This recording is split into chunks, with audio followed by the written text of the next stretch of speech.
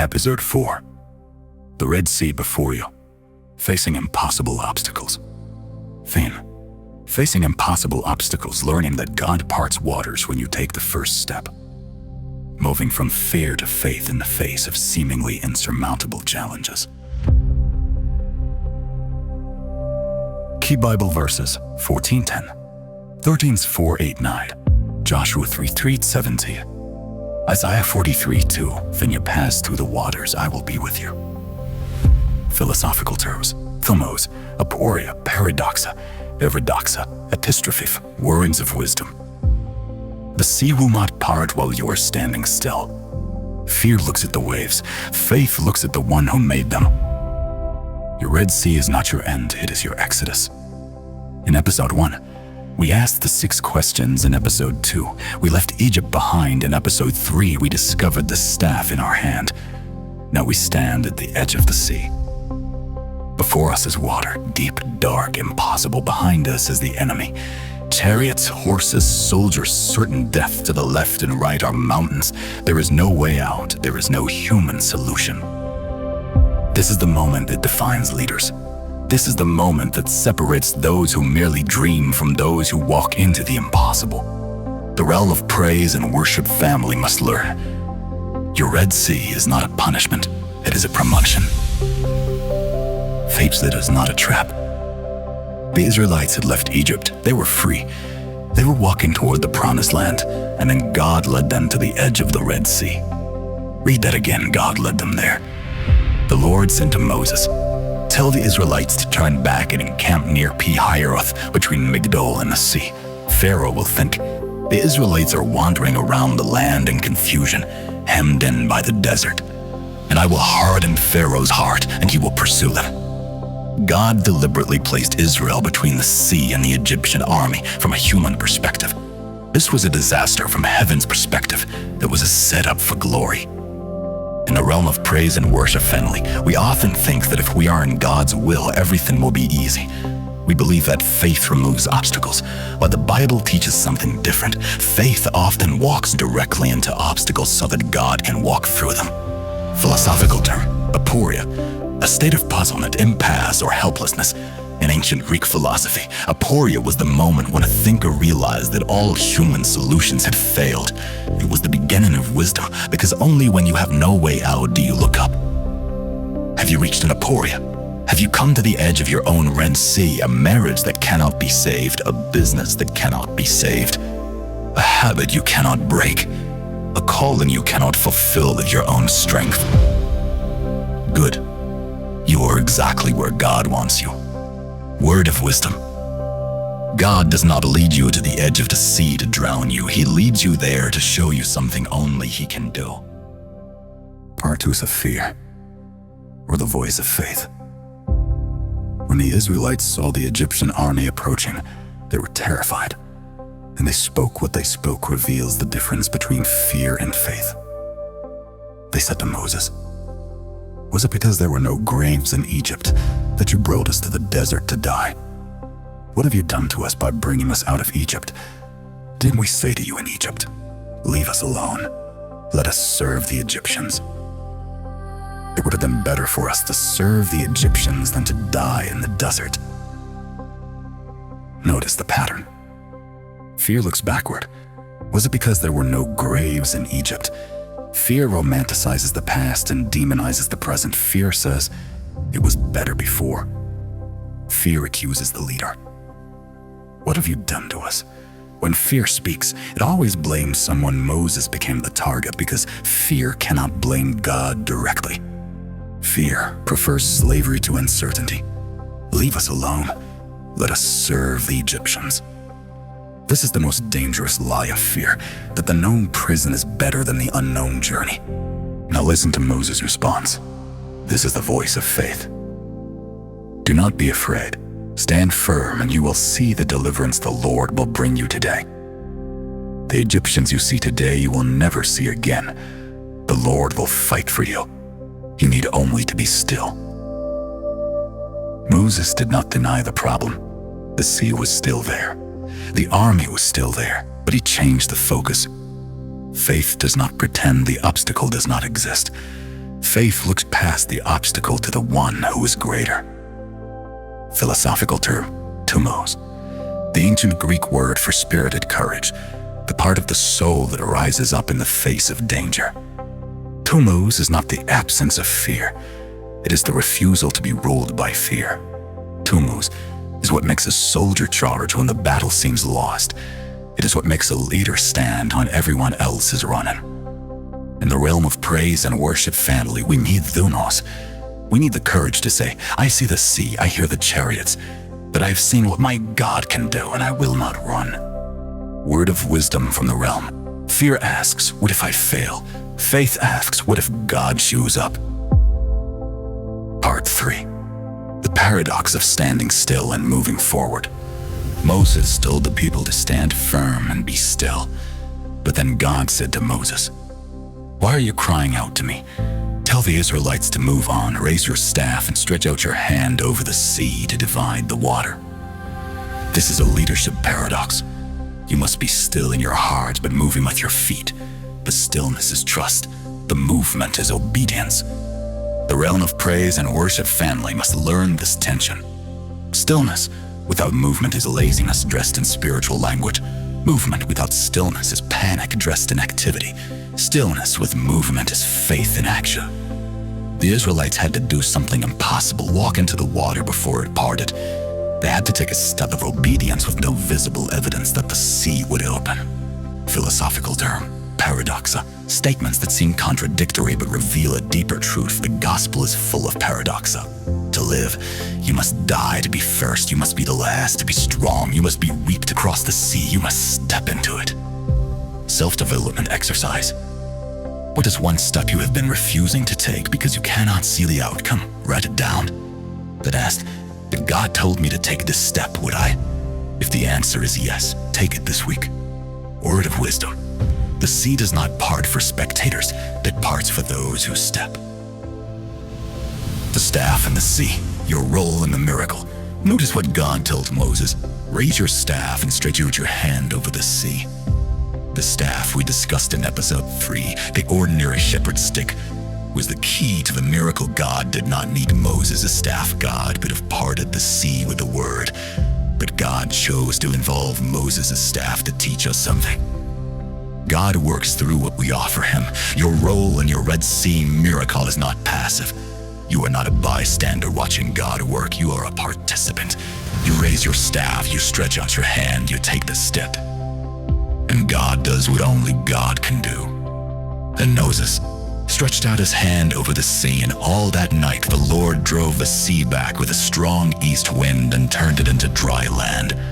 The waters were divided, and the Israelites went through the sea on dry ground with a wall of water on their right and on their left. Notice the sequence. Moses stretched out his hand. To God drove the sea back. 3. The Israelites walked through. 4. The walls of water stood. Protection. Your staff is not magical, but your obedience is the channel through which God releases his power. Word of wisdom. God does not need your ability. He needs your availability. Raise the staff, he will do the rest. Part 5. The wall of water on both sides, living in the tension. One of the most astonishing details of the Red Sea crossing is rarely preached. The Israelites went through the sea on dry ground with a wall of water on their right and on their left. Imagine walking between two walls of water. On one side, a tower of liquid death. On the other side, the same. If the walls collapsed, you would be destroyed. You are completely dependent on God's sustaining power every single second. This is a picture of the Christian life. We walk between walls of water. We have the promise and victory, but we still face battles. We have the assurance of heaven, but we still suffer on earth. We have the Spirit within us, but we still struggle with the flesh. We have been called, but we are not yet complete. The realm of praise and worship family must learn to live in this tension. Do not demand that God remove all uncertainty before you walk. The walls of water are not a sign of God's absence. They are a sign of his present protection. philosophical term, epistrophe, the act of turning back toward wisdom, of reorienting your life around truth. When you walk between walls of water, you cannot look sideways at the danger for long. You must keep your eyes forward, toward the destination. That constant reorientation is epistrophe, self-development exercise. What is the wall of water on your right? One fear. And on your left, another fear. Write them down, then write, I will keep walking. I will not stare at the walls. Word of wisdom. Do not measure the walls, measure the dry ground beneath your feet. Part 6. The enemy that follows you in. The Egyptians did not stay on the shore. They followed the Israelites into the sea. The Egyptians pursued them, and all Pharaoh's horses and chariots and horsemen followed them into the sea. But then something happened. The Lord looked down from the pillar of fire and cloud at the Egyptian army and threw it into confusion. He jammed the wheels of their chariots so that they had difficulty driving. The enemy entered the same path of deliverance, but the path became a trap for them. This is a profound truth. The same water that saves you can destroy your enemy. The same trial that grows your faith can crush someone else's pride. The same calling that brings you life can bring death to the works of the devil. Do not be afraid that the enemy is following you into your Red Sea. God will confuse his wheels. God will jam his chariots. The enemy cannot walk where you walk with the same result. You have the covenant. You have the blood. You have the calling. Word of wisdom. The enemy's pursuit is not a sign that you are wrong. It is a sign that you are dangerous to him. Part 7. When the waters return, the finality of deliverance. After the Israelites crossed, God told Moses, stretch out your hand over the sea so that the waters may flow back over the Egyptians and their chariots and horsemen. Moses stretched out his hand, the sea returned, the Egyptian army was destroyed. Not one of them survived. This is the finality of God's deliverance. When God brings you through your Red Sea, he does not leave the door open for the enemy to follow you into your new life. He closes the sea behind you. But notice, the sea did not close until after the Israelites were safely on the other side.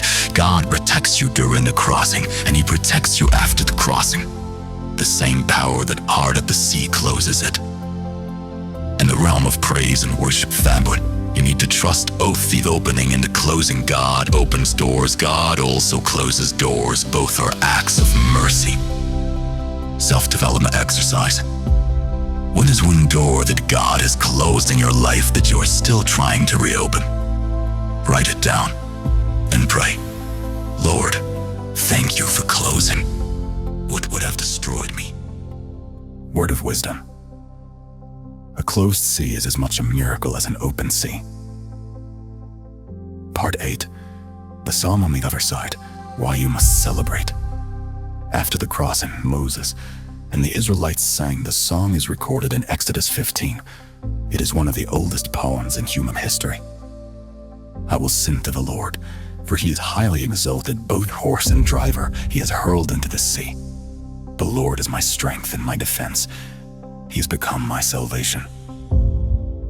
Notice that they did not sing before the crossing. They sang after the celebration, came after the obedience, after the risk, after the walk between the walls of water. In the realm of praise and worship family, we sometimes want the celebration without the crossing. We want the testimony without the trial. We want the song without the fear. That the song is sweeter on the far side of the sea. The worship is deeper when you have something to worship for. Do not despise the crossing. The crossing is what gives you a song that the world cannot silence. Word of wisdom. You cannot sing a Red Sea song if you have never seen a Red Sea. Your Red Sea is not your end. A word for the one who is drowning. Perhaps you are reading this and you feel like you are already in the water. The waves are over your head. The enemy is behind you. You cannot see a way out. Beloved of the realm of praise and worship, hear me. You are not drowning, you are crossing. The same God who parted the Red Sea is with you.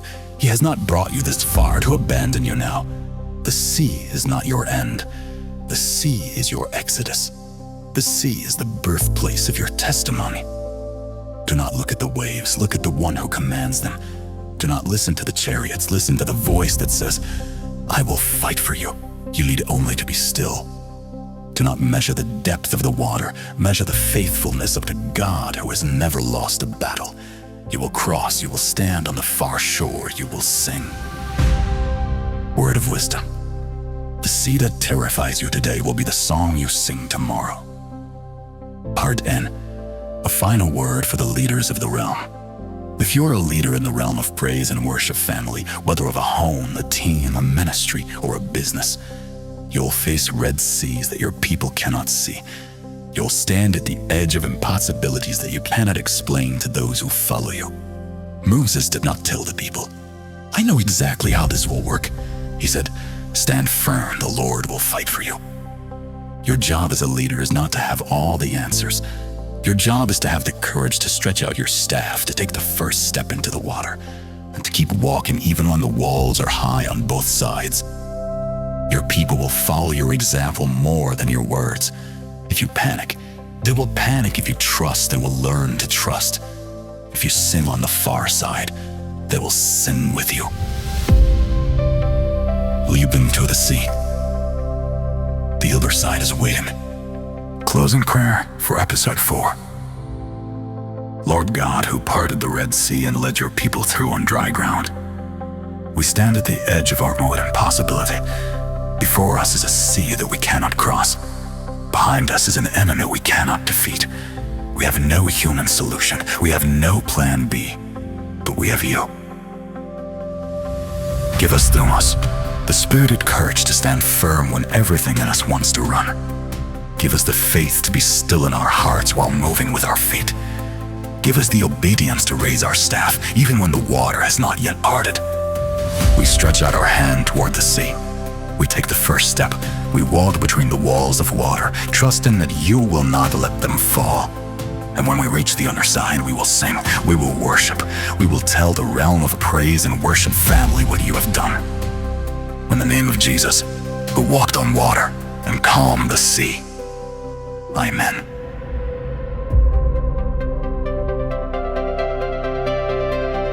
Desert Wisdom for episode 4. A sand for the road from the realm of praise and worship. The same sea that blocks your path becomes your path when God speaks.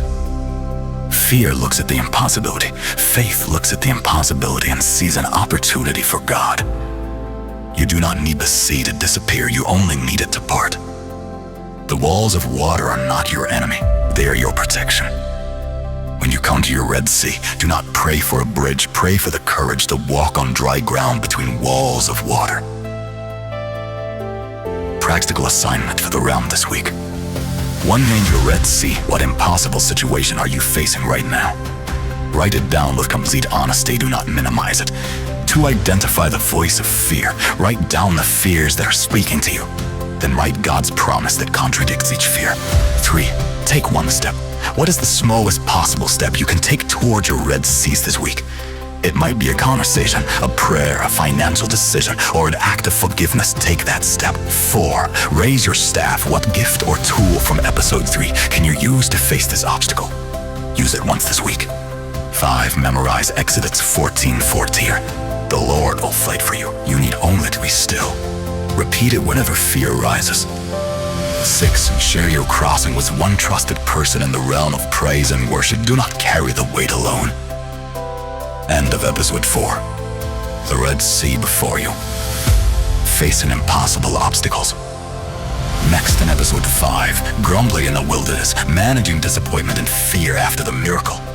When the road is still long and the destination is not yet visible.